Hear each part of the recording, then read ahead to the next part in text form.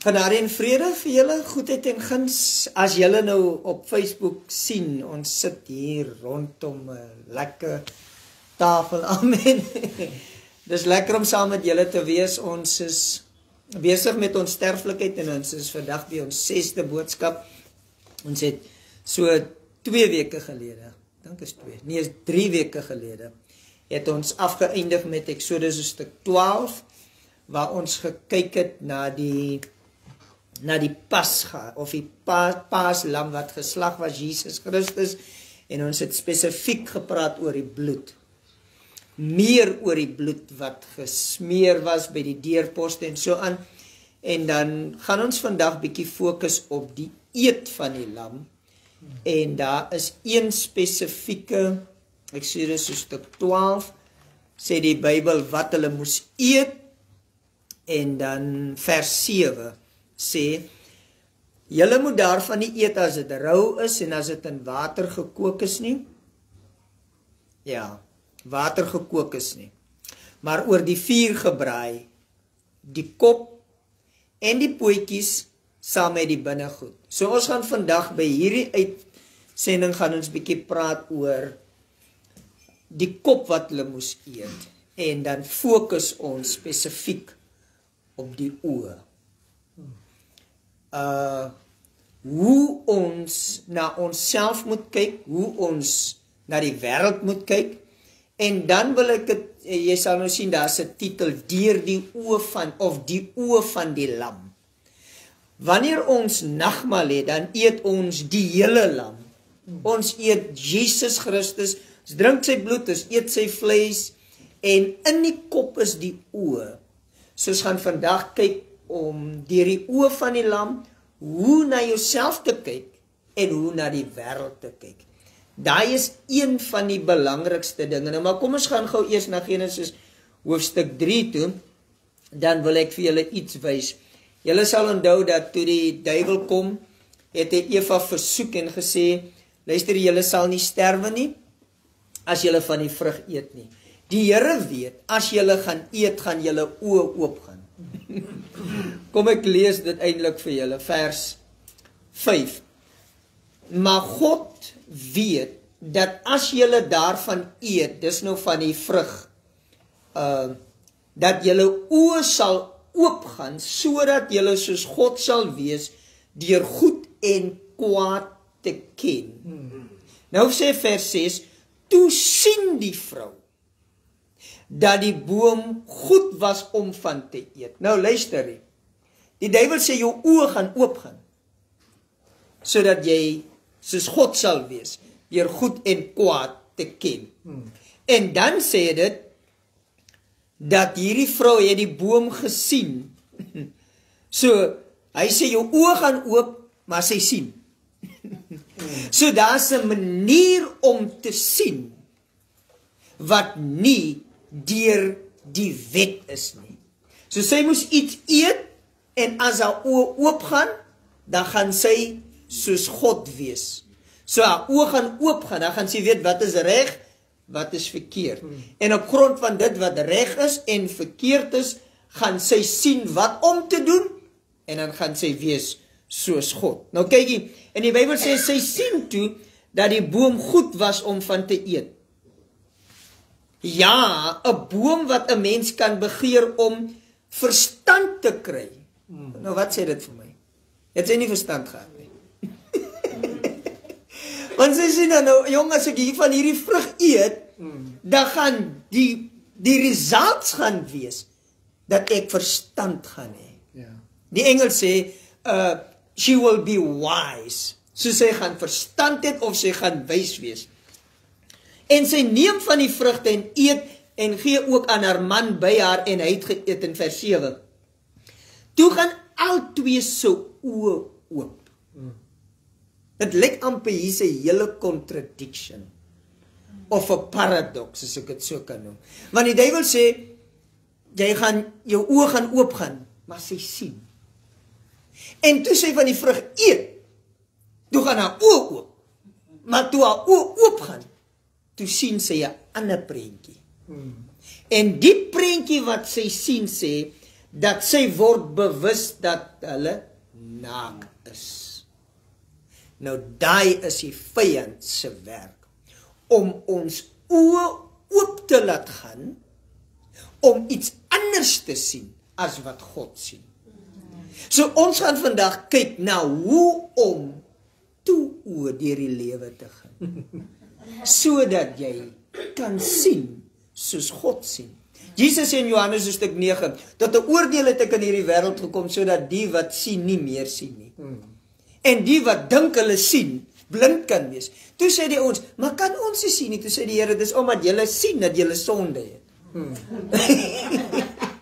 Amen. So apostel vat ons bietjie na hierdie en ons kyk na hierdie om te sien anders as wat die wêreld of die vyand of die wet ons eintlik wil laat sien. Want hulle was naak gewees, maar tog nie die naaktheid raak gesien en dit was nie hulle fokus nie. So wanneer die vyand jou oë oopmaak, dan sien jy skande. Jy sien naaktheid.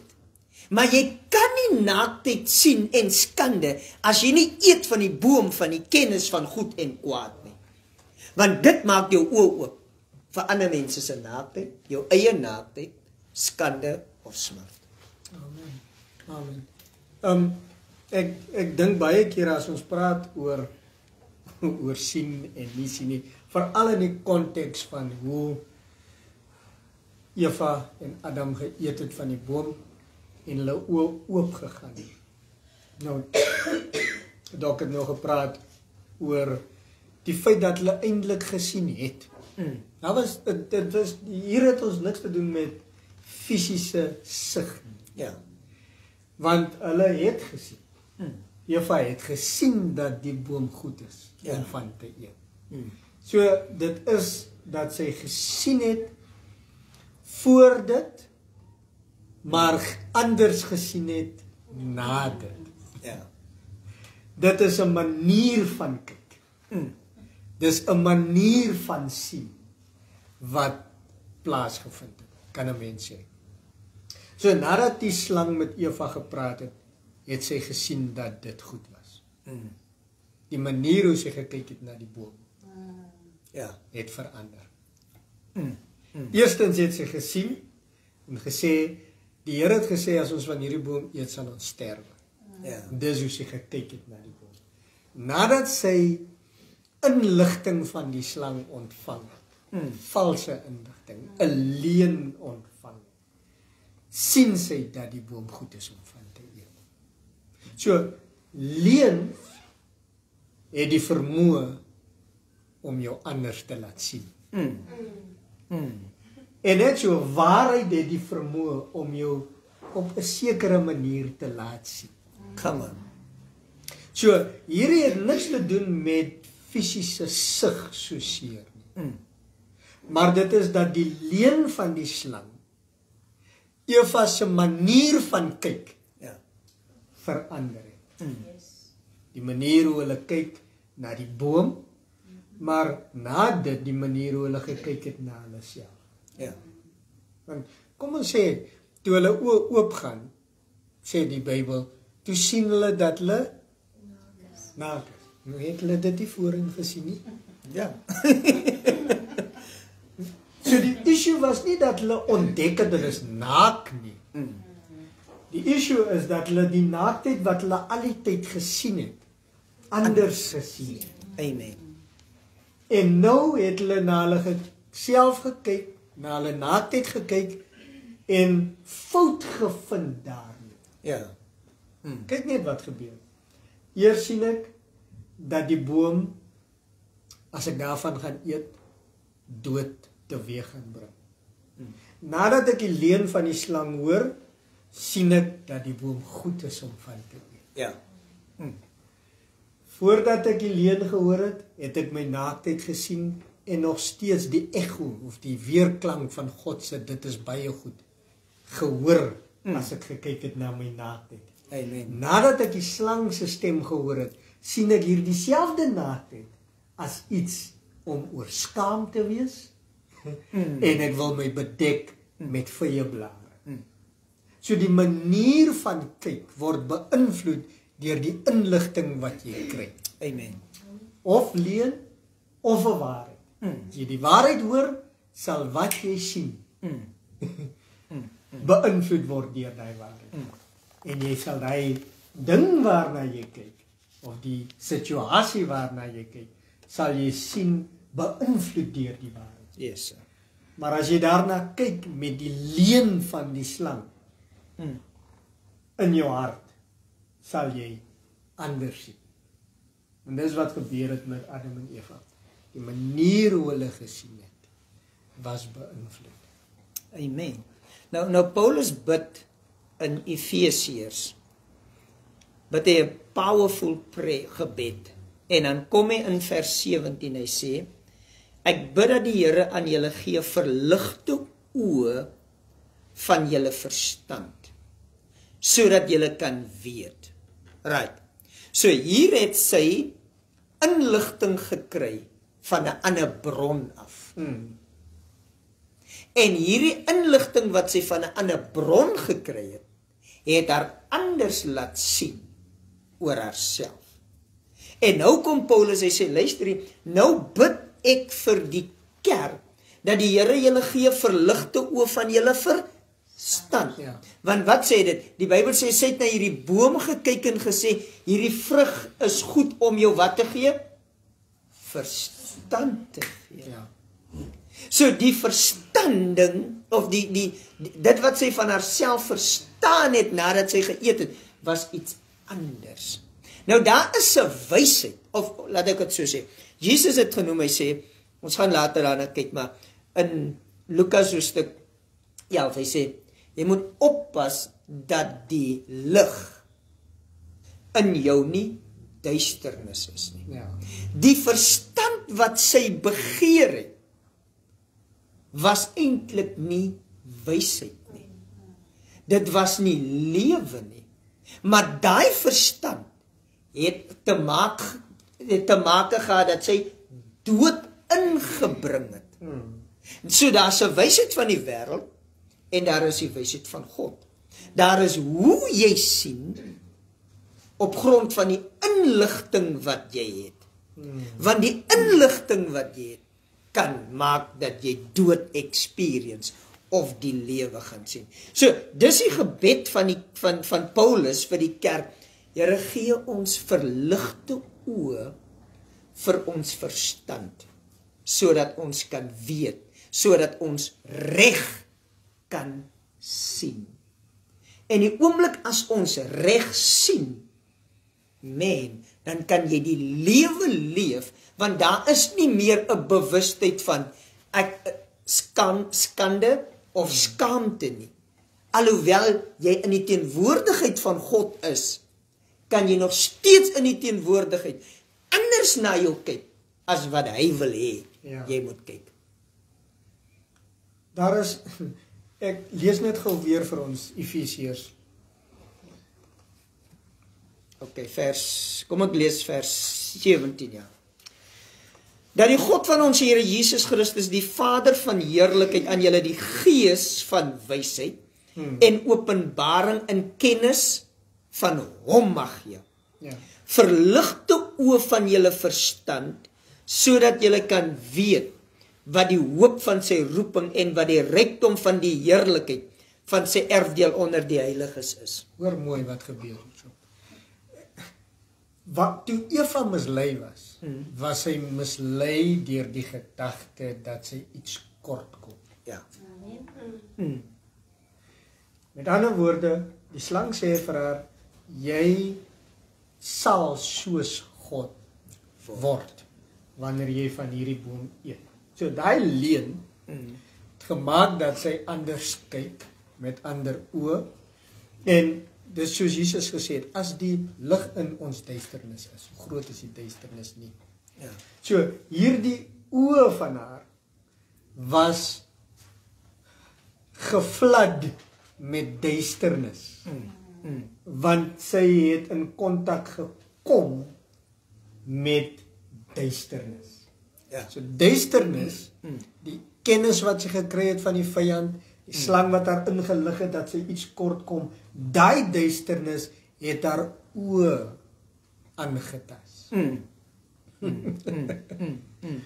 As jy iets weet van die fisiese werking van ons oë, hoe oë werk, dan gaan dit alles oor blootstelling aan lig. Ja. As daar geen lig is nie, kan ons nie sien nie. Wanneer daar duisternis is, kan ons nie sien nie. So wat gebeur is, ons het ons oë, en kom ons sê so, jou oë sien. Ja. Jou oë werk. Jou oë markeer niks. Daar's net 'n gebrek aan lig. Exactly. As ons donker maak hier binne, niemand se oë hou op werk nie. Ja. Maar die manier in wat jou oog kan sien, word beperk deur die gebrek aan lig. En dis wat die vyand gedoen het. Hy bring duisternis. Hy stel duisternis bekend aan Eva, en alhoewel daai oë gesien het, het dit op 'n ander manier gesien en was beperk. Maar wat was die leuen? Die leuen was, jy kom iets kort. Ja. Nou hoor mooi, wanneer Paulus bid en hy sê, gee vir ons verligte oë van die verstand. Come on. Met ander woorde, laat ons verstand deur die lig of die waarheid geaffekteer word, dat ons oë anders kan sien. Amen. Gee vir ons verligte oë van die verstand. Laat ons verstand deur die lig geaffekteer word, en dat ons anders kan sien, as wat ons gesien het voordat ons deur die lig geaffekteer was. En dit is wat gebeur, wanneer jy die Here Jesus Christus ontmoet, of leer ken. Jy word gekonfronteer met lig.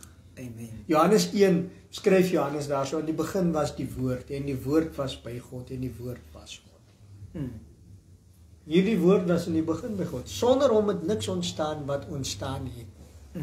Dan sê hy daar so, in hom is die lewe. En hy lewe was die lig vir die mense. So, Jesus Christus, die woord, die waarheid, is die lig, waarmee ons gekonfronteer word, en sodra ons Jesus sien, Come on. sodra ons hierdie waarheid aanskou, Jesus Christus, wat die woord is, word ons verstande blootgestel aan lig, en ons oë gaan oop, en ons sien onsself in die lig van Jesus. Terwyl Eva haarself in duisternis gesien het, gebrekkig gesien het sy kom iets kort, is Jesus die lig wat ons blootstel, of wat ons verstande aanraak, sodat ons kan sien wat ons het. Amen. Okay, so, jy kan of bewus gemaak word van die gebrek wat jy het, of waar jy kort kom, of jy kan na die lig kyk, Amen. Jesus Christus, en sien wat jy het. In hom het ons Hey man. die vergifnis van sonde. In hom het ons genesing vir ons siekte. In hom het ons. So hy is die lig wat Paulus van praat. Gee vir ons verligte oë van die verstand. En dan sê hy daar so, Efesiërs 1 vers 18, sodat julle kan weet, Come on. wat die hoop van sy roeping, en hy woordjie roeping het ons op 'n ander geleentheid al hanteer. Dit praat van nie om jou te versoek om jou posisie te verlaat en na 'n ander posisie te kom nie. Roeping beteken, soos ons in Appington sou praat, hoe roep hulle jou? Wat is jou naam? Wat noem hulle jou? So daai roeping daar so, sodat julle kan weet wat die roeping van sy verklaring omtrent julle identiteit is. Dis wat roeping is. Amen. Die verklaring van ons identiteit, wat hy ons noem. So, sodat julle kan weet wat die verklaring van julle identiteit is, en wat die rykdom van die heerlikheid van sy erfdeel in die heiliges is. Sodat julle kan weet wat sê hy van julle en sodat julle kan weet wat besit julle. Eva het duisternis gekry van die slang af en was onmiddellik bewus gemaak dat sy het nie en sy is nie. Ja.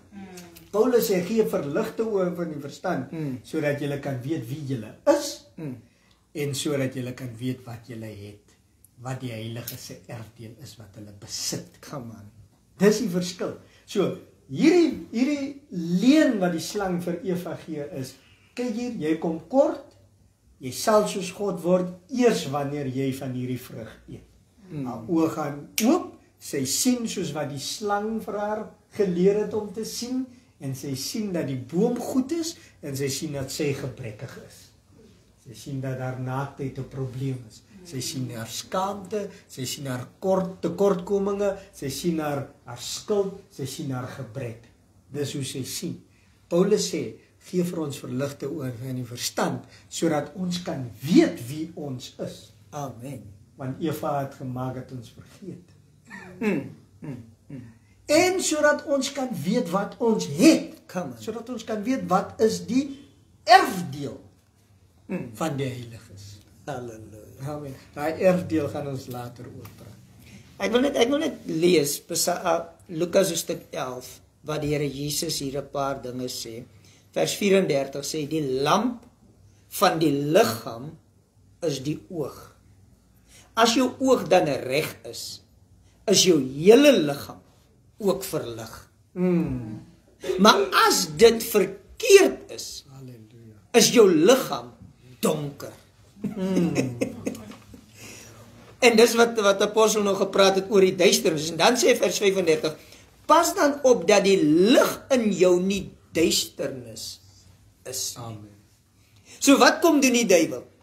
Hy bring duisternis, maar nie duisternis in die sin van ek bring duisternis nie. Ja. Hy bring lig.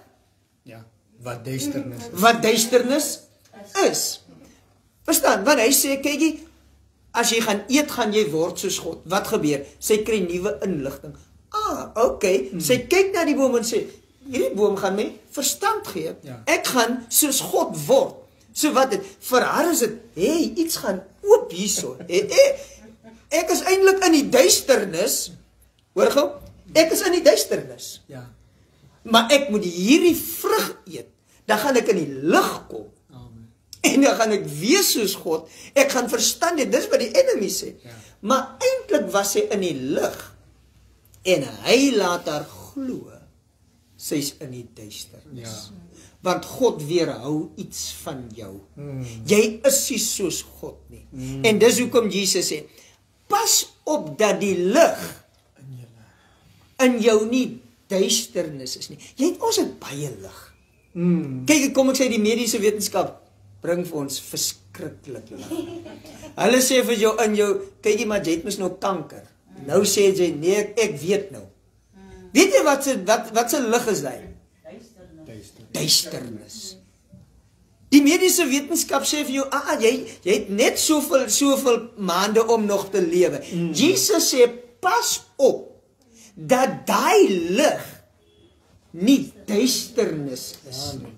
Jy sien nou anders na jou. Jy was alright, maar toe jy daai inligting kry, toe jy, jou lewe is heel deurmekaar, want jy het nou nuwe lig gekry. Jy's informed. Ander mense is in duisternis, maar jy's in die lig. Maar daai lig is duisternis. En dis hoekom Jesus sê, pas op dat die lig in jou nie duisternis is nie. So wat bring die duiwel? As die duisternis, hy bring vir jou lig wat duisternis is. En laat jou verstaan, jy's in die duisternis, want God weerhou van jou. Ja. Heeltyd sal jy voel, man, kort, ek sien nie. Jy's alright, daar was nog nooit fout met jou nie, maar ewe skielik het jy nou inligting gekry. En nou voel jy, daar's fout met jou. Jy moet iets doen, jy moet iets kry, terwyl God jou volmaak geskaap het, na sy beeld, sy gelykenis, en jy is goed genoeg. Dawid het 'n mooi ding in Psalm, ek dink dit is Psalm 35, hy sê, in u lig sien ons die lig. Right. So, dit wat jy van jou weet, op grond van watter lig weet jy dit? Ja. Sien jy jou in die lig van hoe hy jou sien, of sien jy jou in die lig van hoe die enemy jou sien, of hoe jou omstandighede jou laat sien omtrent jouself? In u lig sien ons die lig.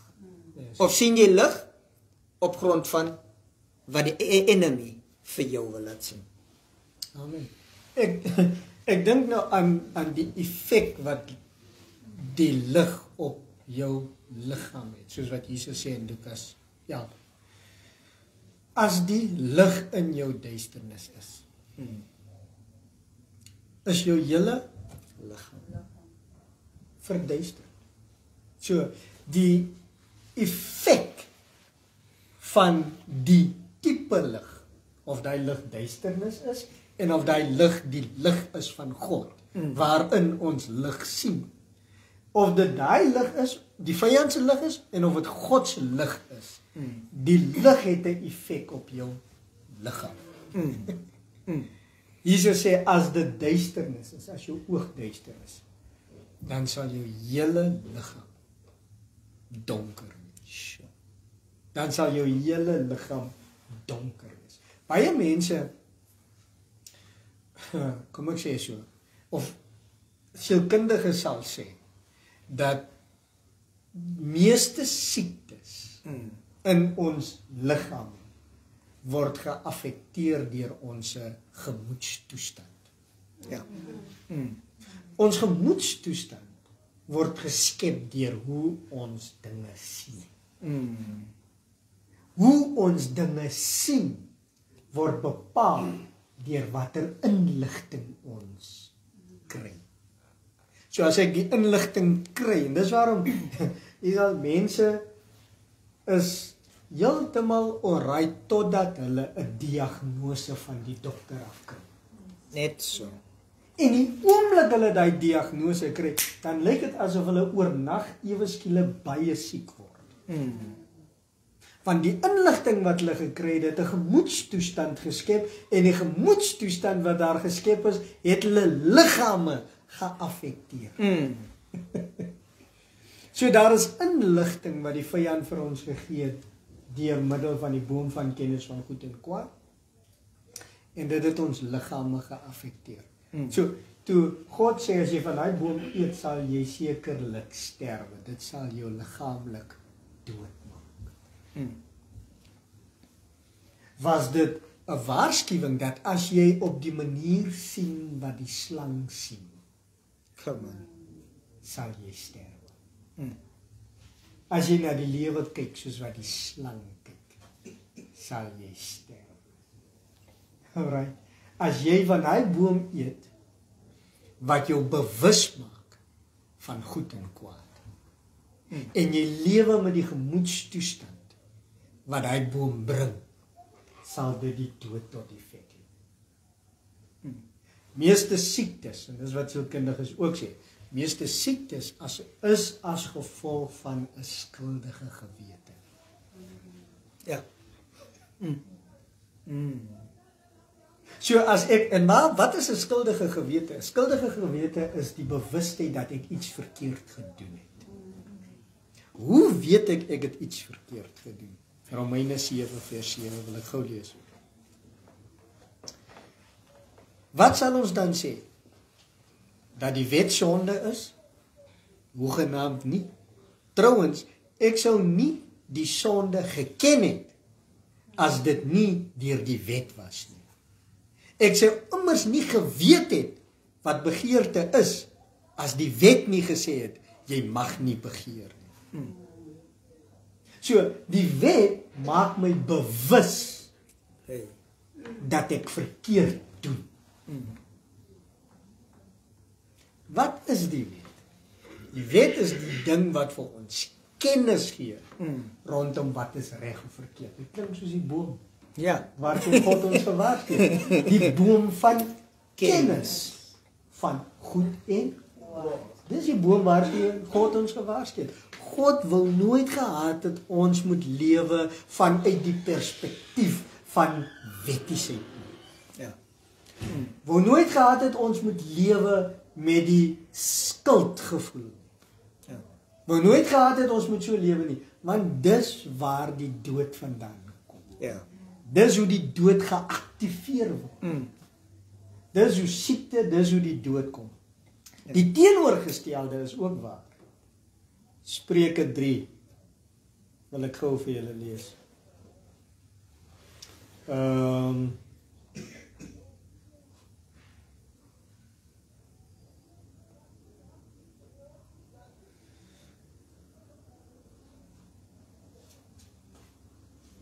Waar is ek nou?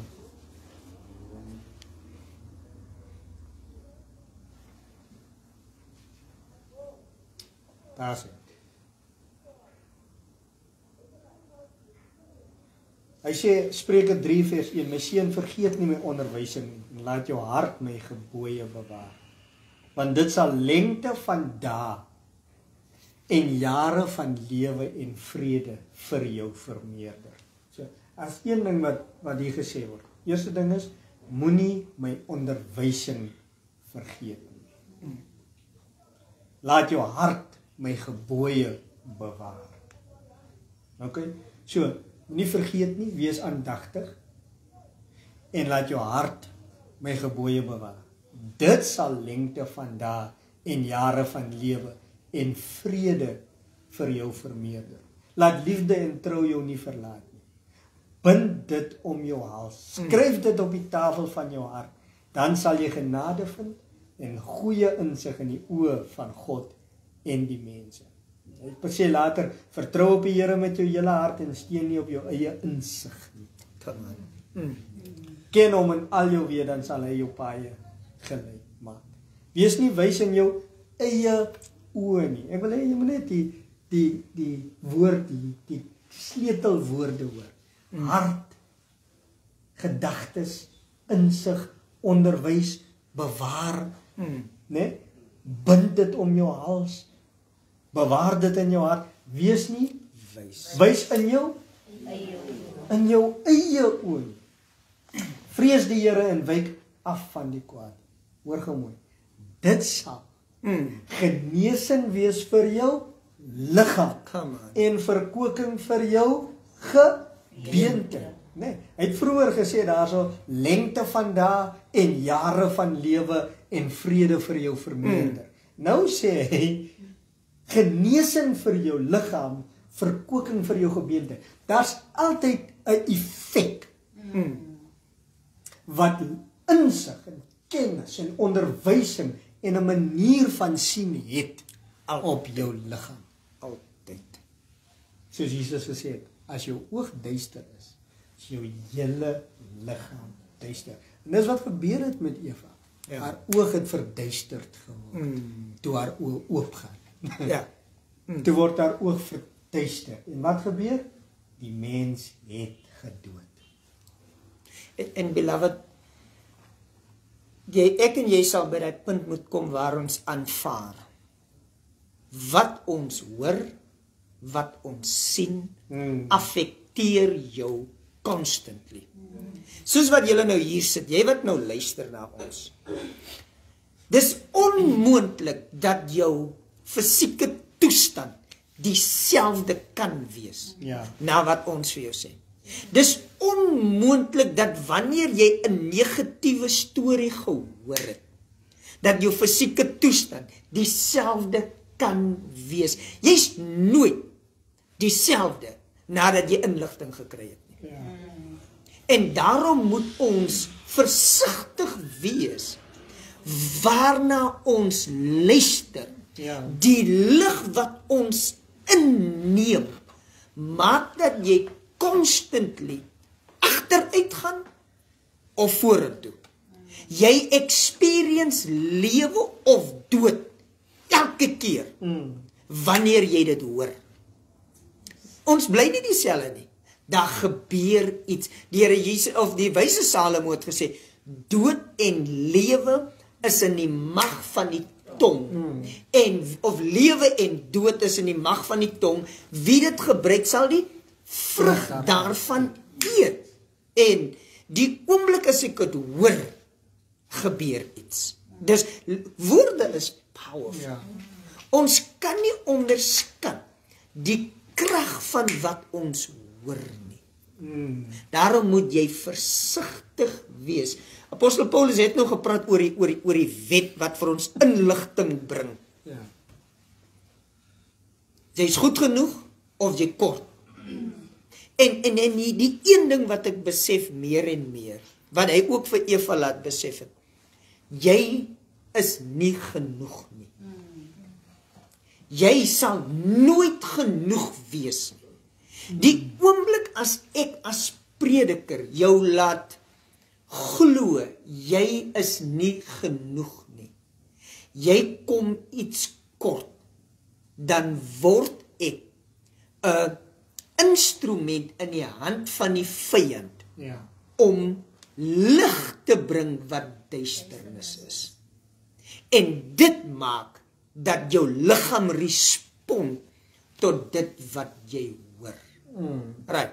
So die een van die dinge is, ek gaan nou vir jou gee, Paulus praat spesifiek hier oor die wet, as hy in 2 Korintiërs hoofstuk 3 van praat. Hy sê, vers 5, nie dat ons uit onsself bekwaam is om iets uit onsself te bedink nie, maar ons bekwaamheid is uit God, wat ons bekwaam gemaak het as dienaars van 'n Nuwe Testament, nie van die letter nie, maar van die gees, want die letter maak dood, maar die gees maak lewend. En as die bediening van die dood met letters op klippe gegraveer was in heerlikheid was, sodat die kinders van Israel nie die oë kon vestig op die aangesig van Moses nie, vanweë die heerlikheid van sy aangesig wat tog moes vergaan. Hoeveel te meer sal die bediening van die gees dan nie in heerlikheid wees nie? Want as die bediening wat veroordeel heerlikheid was, veel meer is die bediening wat regverdig maak oorvloedig in heerlikheid. Hier sê Paulus, daar's 'n bediening. En dis die bediening wat die enemy in Genesis 3 bedien het. Die bediening van die dood. Die bediening wat veroordeel. En hy kom sê vandag vir jou, luister hier, jy moet perform. Daar's 2 dinge wat God nie gaan doen nie. Of as 'n paar goed wat God nie doen nie, is om jou te veroordeel. Daai is nie in hom nie. Die wet is die bediening wat die duiwel gebruik om jou veroordeel te sien staan. En te aanvaar, ek is nie. En daai is die bediening van die dood. Ons is met hierdie reeks besig om die dood uit jou system uit te kry. En lewe te bring. En hoe bring ons lewe? Deur die bediening van die gees. Die bediening wat sê, jy is regverdig. Jy is soos God. Dis wat regtigheid beteken. Jy is soos God, jy's alles wat jy moet wees. En as jy dit nie aanvaar nie, dan tree die dood in. Hoe die dood ingekom? Toe een van Adam besef, ons is nie soos hy nie.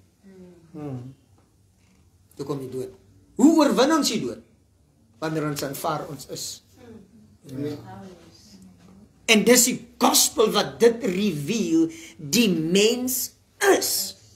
En Jesus Christus se koms na hierdie wêreld is om te kom wys, jy is. Die lam wat geslag was, wat ons na kyk, sê, my geregtigheid is joune. My onskuld is joune. Ek is die voorbeeld van wie jy is. Dis in my lig dat jy lig sien. Nie dit wat die vyand vir jou probeer wys nie. Ek is die lig, die werklikheid van wie jy is. En dis wat ons vir jou bring deur hierdie boodskap, want ons wil hê jy moet lewe. Jy moet lewe. Kom ek sê, Paulus vir my praat sy teologie, sy briewe, dit wat hy sê, wat hy preek, hierdie evangelie wat hy preek, is gebore uit sy ondervinding en sy ontmoeting met die lig. Kom aan. In Handelinge 9 is mos nou Paulus se bekering. Is daar 'n wonderlike ding wat gebeur. Paulus, ons moet nou verstaan wie Paulus is. Eerste, Saulus het dreiging en moord geblaas teen die disippels van die Here. Hy het na die hoofpriester gegaan en briewe gevra aan die sinagoges in Damaskus, sodat as hy mense sou vind wat van die weg was, manne sowel as vroue, hy hulle geboeid na Jerusalem kon bring. Nou, hoor gou mooi, Paulus het die ondersteuning van die hoofpriester. Later hoor ons, Paulus was 'n fariseer onder die fariseërs. Hy het gesit aan die voete van Gamaliel, een van die mees prominente rabbis van die tyd. So hy het daar gesit en geleer. Hy was geleerd in die weg van die wet. Ja. In die boom van kennis van goed en kwaad. Paulus was ingelig en goed. So daai vrug wat Eva van geëet het en Adam van geëet het, was Paulus se stapelvoedsel. En daarom wanneer Paulus praat in 2 Korintiërs hoofstuk 3 van die bediening van die dood, dan praat hy van daardie bediening. Hy praat van die bediening van die boom van kennis van goed en kwaad. Paulus was 'n bedienaar van die dood. Hy het mense met die dood bedien. Op 2 maniere. Deur wat hy gepreek het, en ongelukkig dit wat jy preek en wat jy hoor, affekteer wat jy doen. So, met Paulus se inligting en sy kennis van goed en kwaad en die feit dat hy sien hierdie disippels van die weg is verkeerd. Hoe moet ek sê jou, 'n boodskap wat jou altyd bewus maak van ander mense is verkeerd. Is die bediening van die dood. Daar is baie predikers deesdae wat praat oor jou vyande. Nee, jou vyande die en jou vyande daai en jou vyande dit. Dis Paulus se boodskap gewees. En hy het moord geblaas teen hierdie mense. Hy het briewe gekry van die hoofpriesters, en hierdie briewe het hy gevat na die sinagoges in Damaskus, want daar was disippels van die Here Jesus daar so. En hy het hulle gevange geneem, tronk toe gevat en so. Nou terwyl hy op pad Damaskus toe is, staan daar in vers 3 van Handelinge 9, omstraal hom skielik 'n lig van die hemel af. Skielik 'n lig van die hemel af. Vers 4, en hy val op die grond, en hy hoor 'n stem vir hom sê, Saul, Saul, waarom vervolg jy my? Mind you, hy is besig met die disippels, maar die stem sê, jy vervolg van my. Sien die verskil tussen Paulus se kennis voor dit, en die inligting wat nou gebring word deur die stem van die hemel. Die stem van die hemel sê, wat jy doen aan hierdie mense, is wat jy doen in my. Amen. God sal altyd die mens met homself vereensgewig. Altyd. God sien hom nooit apart van die mens nie. Amen. God sien hom nooit geskei van die mens nie. God sien nooit die mens geskei van hom. En wat het die slang gedoen in die begin, in die tuin van Eden? Hy het die mens bewus gemaak. Ja. Jy en God is nie op dieselfde level nie. Eet eers van die boom, laat jy op die level kan kom van God. Dan sal jy soos God wees. Aan die ander kant het God nog nooit die mens anders as homself gesien. Amen. Toe hy die mens geskape het, toe hy die mens geskape en sê dis baie goed. En geen mens, niemand is goed behalwe God nie. Maar God sê hierdie mens is goed. So hy affirm, hy bevestig dat die mens net soos hy is. Dieselfde gebeur hierso. Hy bring vir Paulus terug na die waarheid voor die slang. Come on. En hy sê vir Paulus, dit wat jy doen aan hierdie disippels is wat jy doen aan my, jy vervolg vir my. Ek en die mense is nie geskei nie. Alright. So hy sê vir hom, waarom vervolg jy my? En hy sê, wie is u Here? En die Here antwoord, ek is Jesus wat jy vervolg. Dit is hard vir jou om teen die prikkels te skop. En terwyl hy bewe en verbaas was, sê hy, Here, wat wil u hê moet ek doen? En die Here antwoord hom, staan op en ga na die stad en dit sal jou gesê word wat jy moet doen. Vers 7. Die manne wat saam met hom op pad was, het sprakeloos gestaan terwyl hulle wel die stem hoor, maar niemand sien nie. Hou dit in gedagte. Hulle hoor die stem, maar hulle sien niemand nie. As die eksterne lig was, sou hulle dit gesien. Waarom is dit net Paulus wat sien? Want die is 'n sien wat binne is. Come on. Is nie om te sien wat buite jou is nie. Jesus bring vir Paulus terug en sê, kom ek wys jou wat binne is. Kom ek sê jou, ek is binne die mense wat jy vervolg. Maar kom ek sê jou, die ouens hier rondom jou gaan my ook nie sien nie, want ek is nie buite jou nie. Ek praat van binne jou. So hy wys vir Paulus, kom ons sien gou soos ek sien. Amen. Die slang laat jou hulle en het julle sien. God daar ver en ek hier onder. Amen. Maar kom ek wys jou wat sien ek. Ek sien die disciples is ek. Kom ek sê jou ook, ek praat met jou van binne jou. Dat hierdie ouens hier rondom jou niks sien nie. Want waar sien jy? Daar sien. Die manne wat saam met hom op pad was, het sprakeloos gestaan terwyl hulle wel die stem hoor, maar niemand sien nie. Toe staan Saulus van die grond af op. En alhoewel sy oë oop was, het hy niemand gesien. En hulle het hom aan die hand gelei en in Damaskus ingebring. So, kyk hier. Paulus het op die pad, hy's op pad Damaskus toe, want hy sien 'n sekere manier. Hy sien verkeerd in die disippels. Hy sien God geskei van hierdie mense. Hy sien hy is reg en hulle is verkeerd. Want hy eet van die boom van kennis van goed en kwaad. En God konfronteer hom en sê, kom ek wys jou gou. Ek hou van wat die Passion Translation, hoe hy vers 3 stel. Hoor gou hier. So he obtained the authorization and left for Damascus. Just outside the city, a brilliant light, flashing from heaven, suddenly exploded all around him. Hy gebruik 'n woord daar, exploded. Nou explode, julle het mos nou hierdie storie gekyk van daai mense wat die Titanic wil opkyk het, met daai wesseltjie die Titan.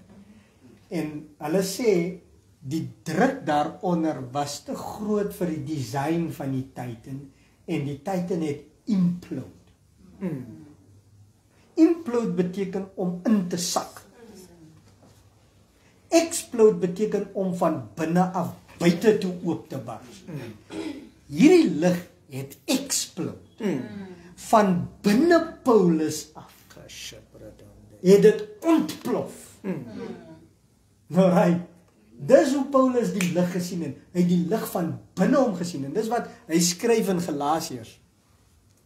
Hy sê in Galasiërs, toe dit God behaag om sy seun binne my te openbaar. Dis wat daar op Handelinge 9 gebeur. Toe dit God behaag om sy seun in my te openbaar. Alright. So daai lig het explode van buite af, van binne af.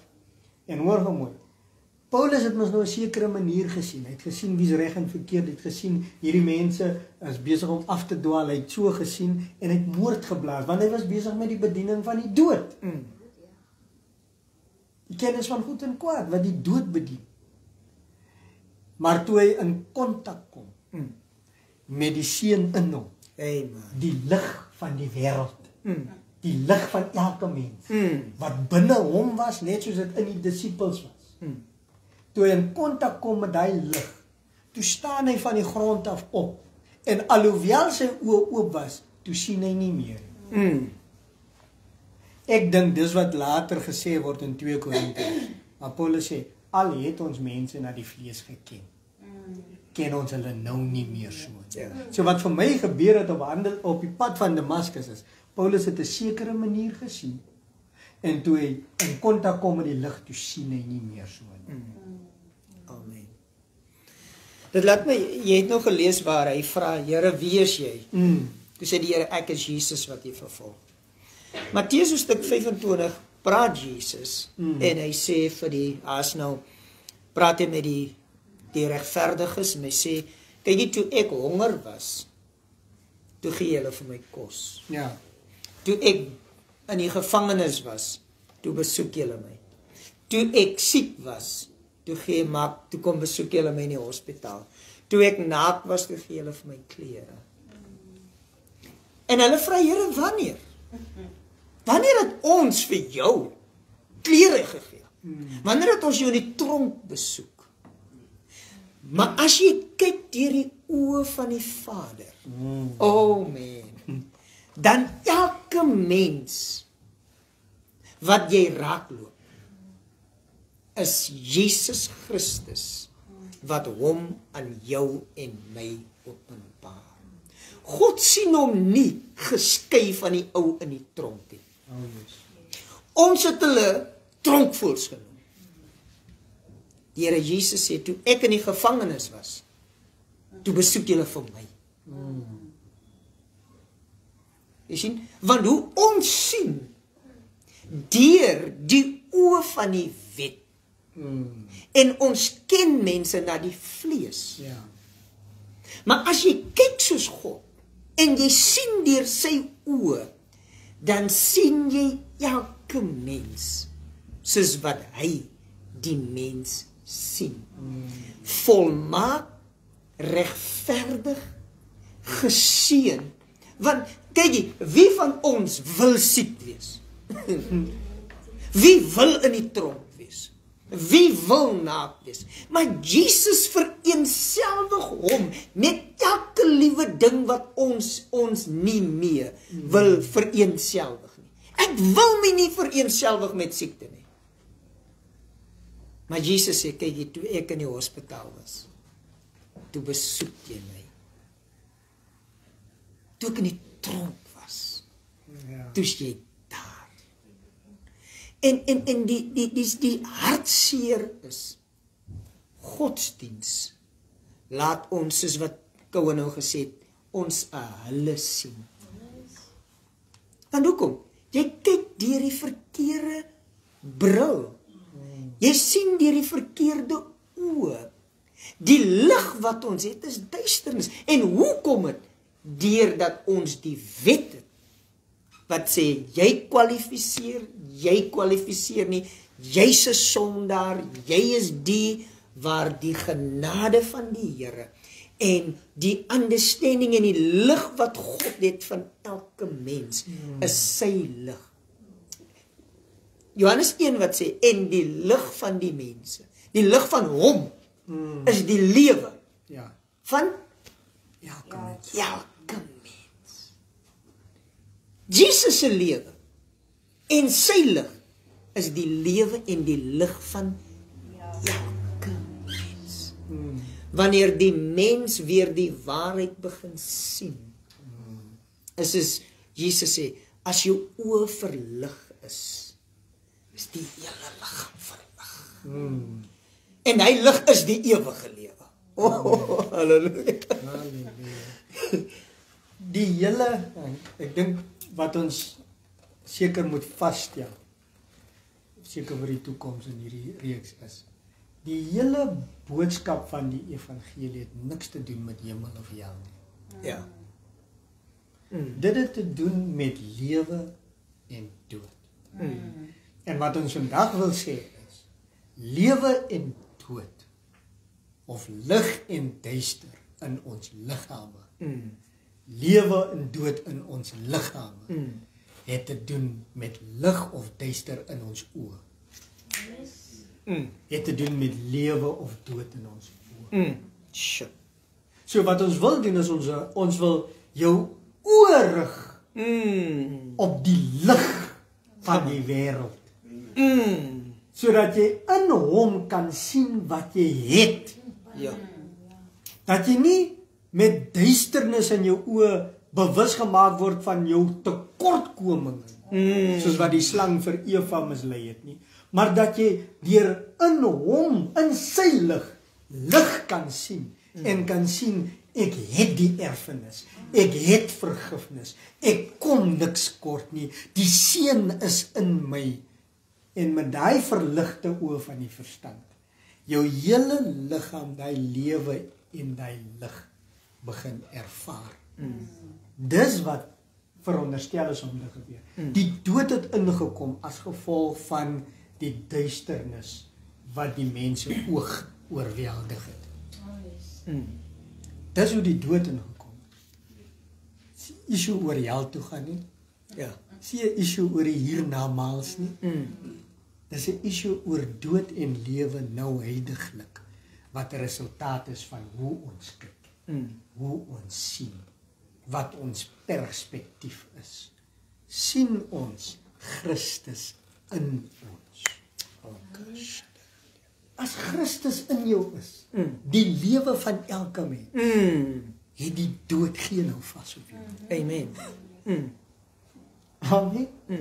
Maar as jy mislei word tot 'n bewustheid van gebrek, skeiding, ver van God af, nie soos God nie. As jy mislei word tot so 'n bewustheid, tot daai duisternis, dan affekteer dit jou liggaam. Amen. Amen. Die Bybel, Spreuke is vol van hierdie boodskap. En as 'n skrif in Spreuke wat sê 'n goeie tyding maak die gebeente vet. Dis wat die evangelie doen. Die evangelie maak die gebeente vet. Amen. Hy is nie vet, maar jy hoor mooi. Hy het te doen met wat is vet in jou bene? Wat is die vet in ons bene? Is dit nie murgie? Waarvan af kom bloed? Van die murg af. Right. Waarin is lewe? In die bloed. So die evangelie, die goeie nuus, affekteer die lewe, of aktiveer die lewe in ons liggame. Dis wat hy skrif sê. Goeie tyding maak die gebeente vet. Aktiveer lewe in ons. Ons gaan klaarmaak, maar kom ek lees hierdie, ons gaan volgende week verder hier, maar ek hoor gou, hy sê, Paulus skryf in 2 Korintiërs 4, hy sê, maar as ons evangelie, die goeie nuus wat ons bring, as dit nog bedek is dit in die wat verlore gaan. Nou, ons moet net eers weer sê, verlore gaan is nie hel toe gaan. Amen. Verlore gaan is om nie te leef in wie jy is nie. Dis om die ewige lewe nie te experience nie. Dit is om verlore te gaan. Naamlik die ongelowige is in wie die God van hierdie wêreld die sinne verblind het. Halleluja. Dis wat gebeur. Dis eintlik die ding. Die enemy wil nie hê jy moet hier enlightened word nie. Hy wil nie hê jy moet sien nie. Want hy weet as jy nie sien nie, gaan jy verlore. As jy nie sien nie, dan gaan jy nie experience die lewe wat vir jou is nie. En dis hoekom ons die evangelie bring, beloved, soos wat apostel Koen gesê, die is goeie nuus. Dis niks sleg in die evangelie nie. Dis net goed. En goeie nuus moet jou laat goed voel. Amen. Hy sê, dit is hulle wie die God van hierdie wêreld die sinne verblind het, sodat die verligting van die evangelie, van die heerlikheid van Christus, wat die beeld van God is, op hulle nie sou skyn nie. Beloved, ons bring jou Jesus Christus. Die beeld van God. Die aangesig van God. Die heerlikheid, jou werklikheid Jesus Christus. Want ons verkondig nie onsself nie, maar Christus Jesus en ons as julle diensknegte om Jesus wil. Want God wat gesê dat daar lig uit die duisternis moet kom. Dit is hy wat in ons harte geskyn het. Om die verligting te bring van die kennis van die heerlikheid van God in die aangesig van Jesus Christus. Nou ons gaan nie nou daaroor praat nie, maar dis 'n boodskap op sy eie, maar ons wil vir jou sê, dit lê in die feit dat jy sien, jou een met Christus, en nie geskei van hom nie. En dis in hierdie lig dat jy gaan lewe. As jy dual vision het, hoe moet ek dit in Afrikaans sê? Dual vision.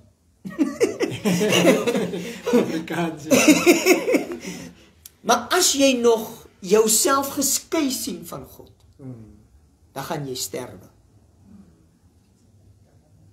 Ja. Dubbele visie wat? Dubbele visie. Sien jy? God daar, ek hier. Ek sonder, hy heilig. As jy dubbele visie het en nie 'n single eye het nie. Of single mind het nie. Want hoekom? A double-minded man is unstable in all his ways. So ons moet single-minded word. Ons moet enkel vision kry van as he is, so am I. As righteous as he is, so am I. I'm one with him. Hy is my werklikheid.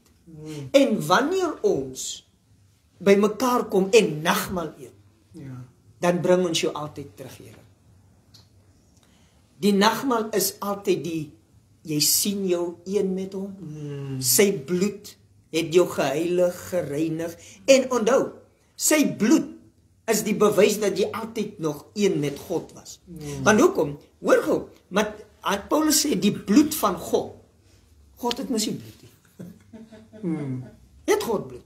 God is gees. God is gees. Wie bloed? Jesus, die mens. So die mens Jesus, wie ek en jy se lewe is die bloed van God. Amen. Oh, halleluja. En wanneer ons so byeenkom en ons eet die nagmaal en sê, die bloed van God, heilig, is my bloed, heilig, een met hom, regverdig, onberispelik, sy lewe is my lewe. Halleluja. Go iets laaste en dan. En dis waarom ons dit noem die tafel van onsterflikheid. Halleluja. Amen. Geliefdes, gaan terug. Ek weet op Facebook is dit nou nie meer nie, maar op YouTube is al hierdie boodskappe van onsterflikheid 1 tot 5. Ek het die ete van volmaaktheid en dan het ons die ete van onsterflikheid. Ons het ook, ek het laasweek gepreek oor die paaslam geslag. So maar gaan en saturate yourself met hierdie waarheid. Amen. Was die katarakke van jou oë af met die waarheid. Amen. Toe Ananias vir Paulus bid na die hele episode, toe val daar skille van sy oë af. My gebed is dat die skille van jou oë afval, hy sluier van goed en kwaad, en dat jy met nuwe oë sal sien. Amen. Vader, baie dankie vir hierdie wonderlike voorreg. En soos wat apostel Cohen gesê, die oë val af. Mense sien. Dankie vir verligte oë vir ons verstand. Soos wat die engel sê, that our eyes will be flooded with light. En dat ons in die lig sien ons die lig. In u lig sien ons die lig. Baie, baie dankie, Here. Amen en amen. Geliefdes, share die met jou vriende, deel hierdie waarheid en ons sien vir jou weer volgende week. Blessings. Shalom.